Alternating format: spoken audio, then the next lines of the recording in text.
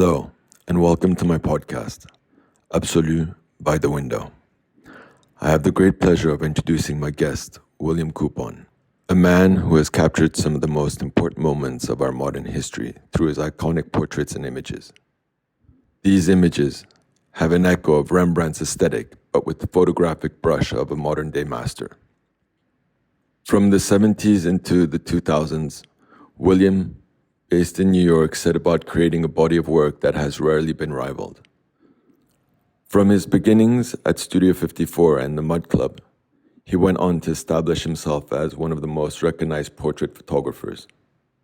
Constantly going back and forth between celebrities, politicians, and activists, his love of travel and curiosity led him to capture tribes and subcultures all around the world. Ladies and gentlemen, I hope you enjoyed the podcast. Discover, rediscover, and learn the stories behind the faces. Thank you. I have especially one good friend in New York. He's assisted me a bit. He's nearing 50 years old, but he's a great photographer, but he just can't get any work. I mean, I don't know how He sounds like me. Terrible.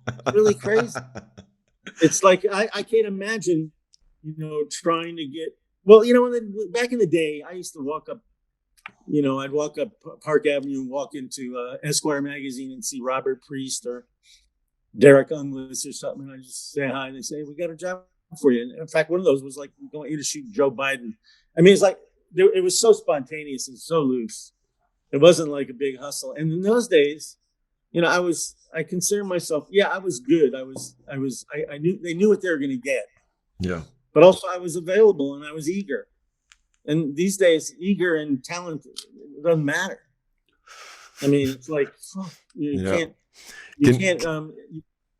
design a career these days in photography. And the art world, the whole gallery thing is contracted. I've done well with Howard Greenberg, but after him, I have a gallery here. I had a big show a couple of years ago, jazz musicians, and spent a lot of money on the frames and everything. It's just, Can I ask you, maybe for our listeners, if people don't know you by now, I certainly hope that they'll have a look at your work. It's William Coupon, who's absolutely one of my top favorite photographers ever. Have a look and just see at the incredible list of people that you've shot, whether they be celebrities or your world tribes and cultures, or the politicians, or your Studio 54 time. Any anecdote that stood out to you? Could be a fun story or a horrendous one. I don't know. I probably have two or three. All right. Can you give us one? Yeah. Okay. I got a call from the New York Times, Sunday magazine, to shoot the eloquent Elie Wiesel. Have you heard of Elie Wiesel? Yeah. Holocaust writer, very charming guy, actually. So I spent the day with him, shooting him for the cover.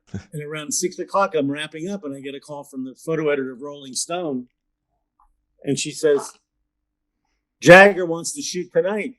When can you be at your house?" So I was like, "Holy crap!" So I packed up all my stuff.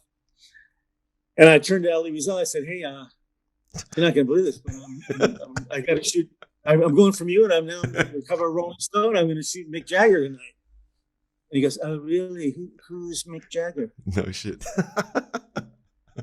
So I go downtown. I shoot Mick Jagger. And I get him in my bathrobe and a couple of things. I had a fun time with Mick Jagger. It was one of the best shots, one of the best shoots I've had. And I, "Is there anything else you want to do?" He goes, "Oh, you already got me in your dressing gown." But then I go, "Hey, Mick, I just want to let you know something. I spent the whole day with Elie Wiesel." He goes, "Oh, really? Who's Elie Wiesel?" I knew it. That's how that coming. Like, it just shows you that there's so many different worlds in the world, that the spheres of mind. For sure. You photographed Norman Mailer. As a human, I think he's such an interesting man, and he's done some amazing work. I just wanted to ask you about him. I have Norman Mailer ? Here on my paper, and I recently saw him in When We Were Kings, the story of Rumble in the Jungle with Muhammad Ali story. Yeah.